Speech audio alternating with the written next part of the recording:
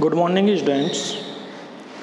In previous video, you will have understood about fossil fuels, coal and petroleum and minerals.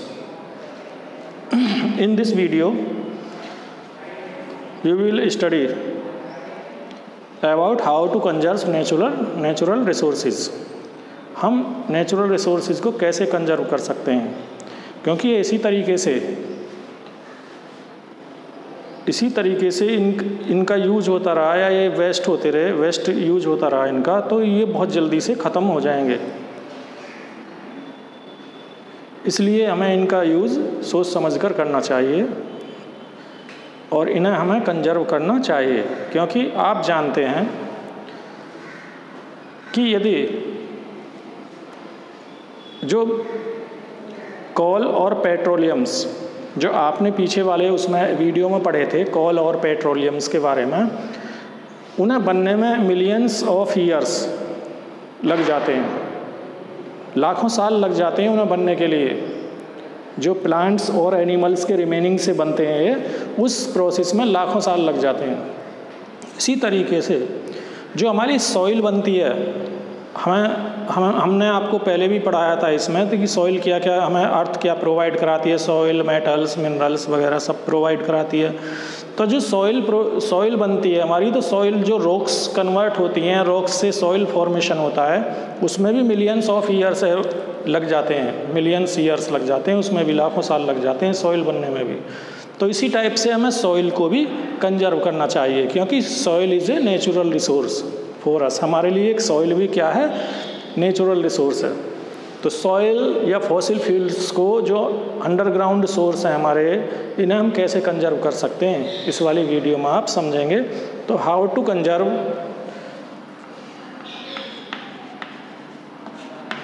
Conserve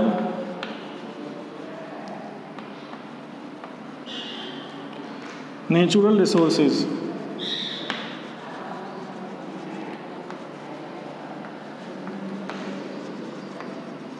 natural resources को कैसे हम conserve कर सकते हैं इस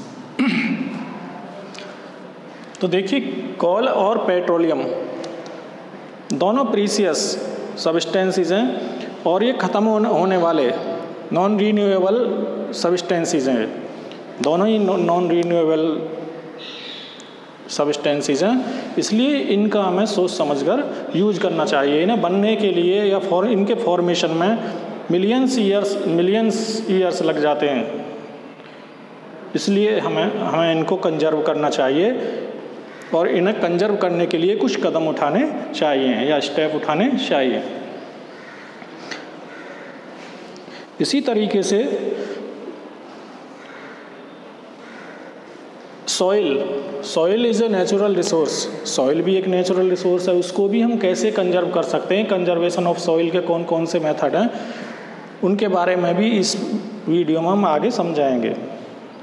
तो देखिए, यदि हम इनको कंजर्व करते हैं तो हम इन्हें लास्ट लॉन्गर तक भी यूज कर सकते हैं, ज़्यादा टाइम तक यूज कर सकते हैं नेचुरल रिसोर्सेज को, यदि हम इन्हें कंजर्व करके चलते हैं। तो कैसे कंजर्व कर सकते हैं, फर्स्ट पॉइंट है, सबसे पहले इनका यूज़ हमें वाइजली यूज करना चाहिए, बड़ी वाइजली यूज करना चाहिए इन सभी का जो नेचुरल रिसोर्सेज हैं, एंड नॉट वेस्ट, और वेस्ट नहीं करना चाहिए। नेचुरल रिसोर्सेज को क्या है, ना तो इनका वेस्ट करना चाहिए और इन्हें अच्छी तरह से वाइजली यूज करना चाहिए। सेकंड, एनर्जी के अदर सोर्सेज को भी, जो हमारे अदर एनर्जी सोर्सेज हैं, अदर एनर्जी सोर्सेज को डेवलप करना चाहिए। जैसे कौन कौन से सोर्सेज हैं, जैसे विंड एनर्जी,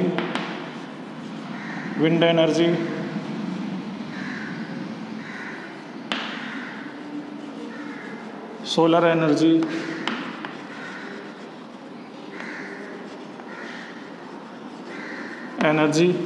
एंड बायोमास। इनका हमें इनके प्लेस पर, जैसे हमारे जो कोल और पेट्रोलियम है, इनका भी हम यूज कर सकते हैं। Wind energy and solar energy और बायोमास, इसका यूज करके हमें इन्हें कंजर्व कर सकते हैं। नंबर 3, इनको कंजर्व करने के लिए, जो नेचुरल रिसोर्सेज हैं इनको कंजर्व रखने के लिए हमें नेसेसरी स्टेप उठाने चाहिए। और जो water and wind,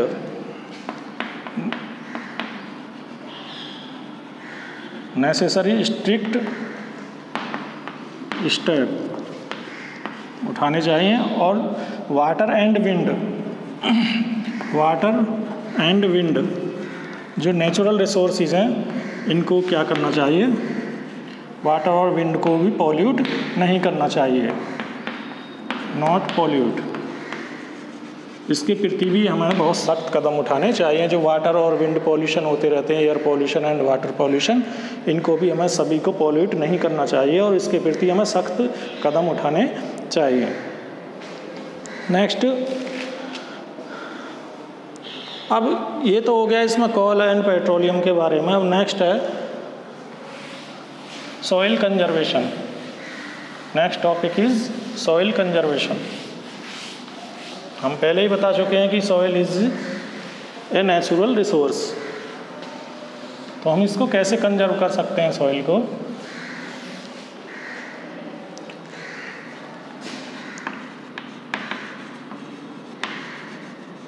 soil conservation,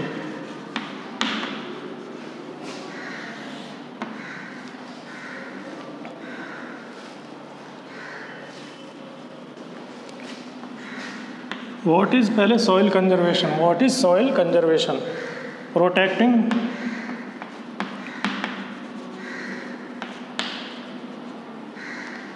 the top layer of soil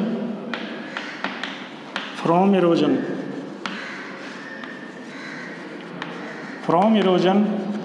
is called soil conservation,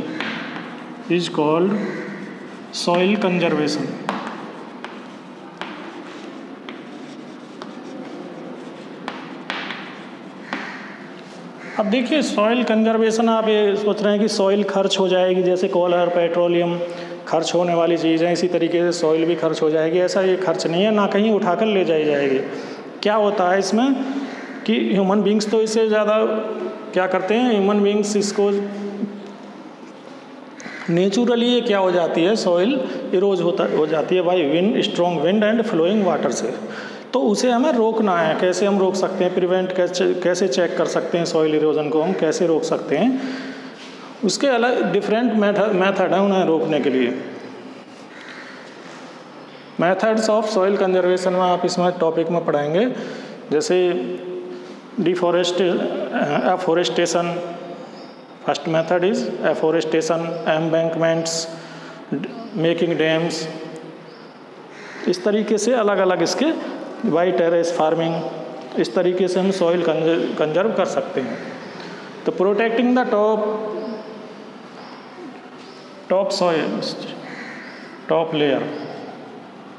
top layer of soil from erosion is called soil conservation.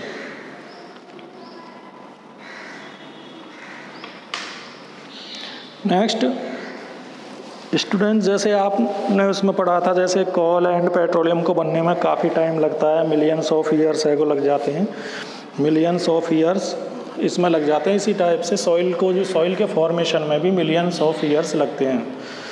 तो इन लाखों साल लगने में, इसलिए इसको हमें प्रोटेक्ट रखना चाहिए, सॉइल को भी प्रोटेक्ट रखना चाहिए। और सॉइल के अंदर मैनी मिनरल्स भी पाए जाते हैं, जैसे iron, calcium, potassium, phosphorus and iodine. Soil को हम निम्न स्टेप के द्वारा फर्टाइल भी बना सकते हैं। इसको कंजर्व करने के लिए जो फर्टाइल बना सकते हैं, किससे बना सकते हैं, एडिंग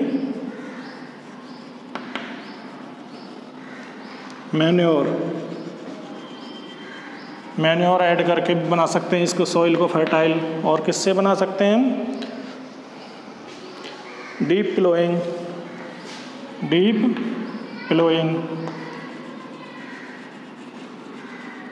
प्लोइंग और किससे कर सकते हैं इसको हम? ग्रोइंग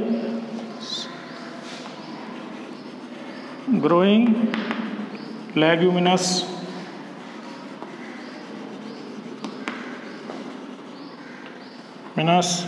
क्रॉप्स या प्लांट्स। क्रॉप्स जो लेग्यूमिनस होती हैं, जो दाल वाली जितनी भी प्लांट्स होते हैं, क्रॉप्स होती हैं, फसलें होती हैं दाल वाली, जैसे मूंग, मसूर, अरहर, उड़द, इन सभी को इसमें ग्रो करना चाहिए सॉइल के अंदर, क्योंकि उनकी जो रूट्स होती हैं, इन प्लांट्स की जो लेग्यूमिनस प्लांट्स होते हैं, जैसे दाल वाले प्लांट्स होते हैं, उनकी रूट्स में क्या होती है? नाइट्रोजन होती है। उससे सॉइल कैसी हो जाती है? फर्टाइल हो जाती है।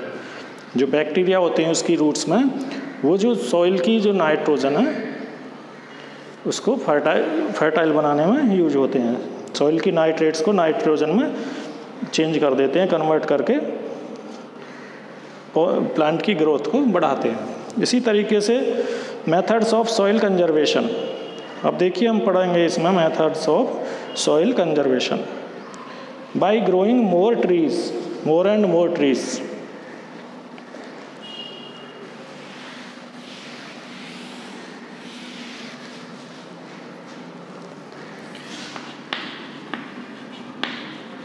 Methods of soil conservation.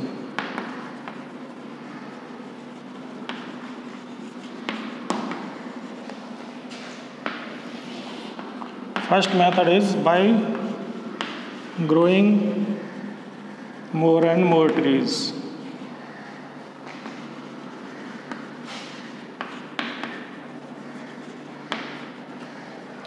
अधिक से अधिक प्लांट ग्रो करके हम क्या कर सकते हैं? सॉइल के को कंजर्व कर सकते हैं। सपोज़ जैसे प्लांट्स होती है या ग्रास ग्रो करते हैं, किसी भी इस पर ग्रास ग्रो करते हैं, तो उसकी जो रूट्स होती हैं वो सॉइल को होल्ड रखती हैं। प्लांट्स की रूट्स सॉइल को होल्ड रखती हैं। ये रूट्स से सॉइल क्या होती है? इसमें होल्ड रहती है, इसीलिए इसका सॉइल का इरोजन नहीं होता। यहाँ पर सॉइल इरोजन चेक हो जाता है इसमें।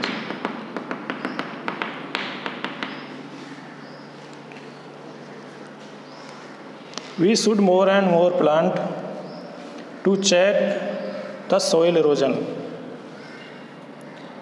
अब हमने सॉइल इरोजन कई बार बता दिया, लेकिन what is soil erosion? Soil erosion क्या होती है?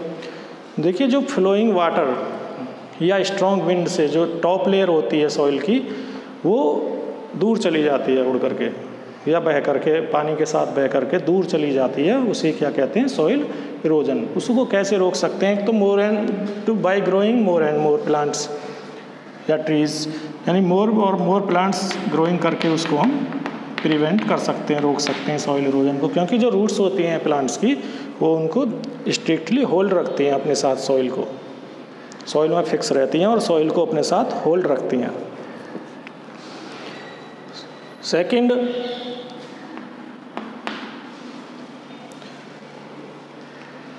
बाय बिल्डिंग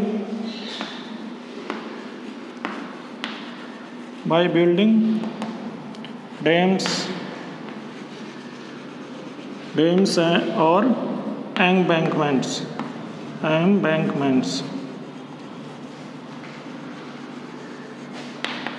जो डैम्स और एम्बैंकमेंट्स बना करके भी हम सॉइल इरोजन को क्या कर सकते हैं? प्रिवेंट कर सकते हैं या चेक कर सकते हैं, रोक सकते हैं। कहीं कहीं पर देखिए, बहुत तेज़ बारिश से क्या होती है, फील्ड्स में जो खेत होते हैं उनमें पानी भर जाता है, फ्लोइंग वाटर की स्पीड बहुत तेज़ होती है और वहाँ की सारी क्रॉप डिस्ट्रॉय हो जाती है, बहुत बड़ा डैमेज हो जाता है। तो उन प्लेसेस पर क्या बनाते हैं? तो डैम बना देते हैं टू चेक सॉइल इरोजन यानी सॉइल को रोकने के लिए, सॉइल की टॉप लेयर को रोकने के लिए डैम्स बनाते हैं। या फिर जो रिवर्स होते हैं, ओवरफ्लोइंग रिवर्स होती हैं, उनके दोनों साइड क्या कर देते हैं? दोनों साइड जो ये होते हैं रिवर बैंक्स, इनको क्या कर देते हैं? पक्की ब्रिक्स से या स्टोन से पक्का करके बना देते हैं, जिसको एम्बैंकमेंट्स कहते हैं।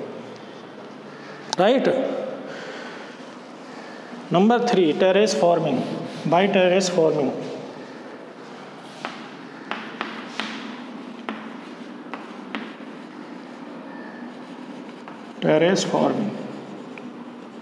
इस तरीके की फार्मिंग कहाँ पर होती है? हिली एरियाज़ में।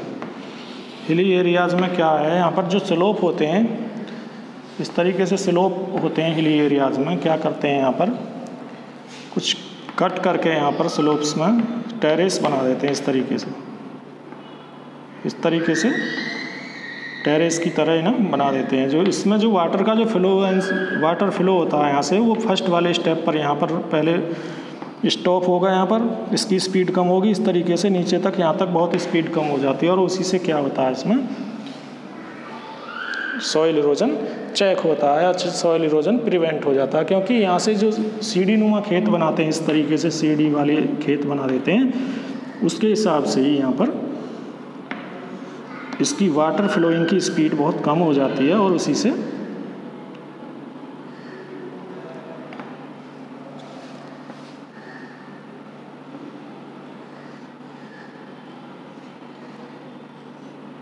वाटर फ्लोइंग स्पीड कम हो जाती है, और उसे सॉइल इरोजन चेक होता है। इस तरीके से सीढ़ी नुमा बनाने से वाटर जो ऊपर से वाटर गिरता है, उस तरीके से वाटर की स्पीड बहुत कम हो जाती है। यदि यहाँ से डायरेक्ट वाटर यहाँ नीचे गिराएंगे तो स्पीड बहुत ज़्यादा होगी। यहाँ पर डायरेक्ट इस तरीके से कट करके उनको फील्ड बना देते हैं, सीढ़ी नुमा फील्ड, जिन्हें टेरेस फार्मिंग बोलते हैं। और जब टेरेस पर यहाँ पर इस तरीके से जो यहाँ पर सॉइल है, सॉइल की लेयर है, इसमें यदि वाटर थोड़ी देर स्टॉप भी होगा वाटर यहाँ पर, तो ये अच्छे प्लांट अच्छी तरह से ग्रो करेंगे। तो फील्ड को स्लोप्स के रूप में बनाकर खेती करते हैं, जिसमें वहाँ रेन वाटर की स्पीड कम हो जाए और वहाँ की जो फसलें हैं वो सफिशिएंट वाटर मिल सके। इसको जो यहाँ पर रुकेगा, थोड़ा स्टॉप होगा, वाटर की स्पीड कम होगी, तो यहाँ पर जो क्रॉप्स ग्रो हो रही हैं उनको सफिशिएंट वाटर मिल जाएगा, और उनकी ग्रोथ भी अच्छी होगी और प्रोडक्शन अच्छा होगा। नाउ स्टूडेंट्स, देखिए इस वीडियो में आपने how to conserve natural resources like coal, petroleum and soil, conservation of soil and methods of conservation of soil, जैसे by growing more trees, by building dams and by terrace farming, इनके बारे में आपने पढ़ा है। तो the chapter 6 has completed. Now thanks, have a nice day.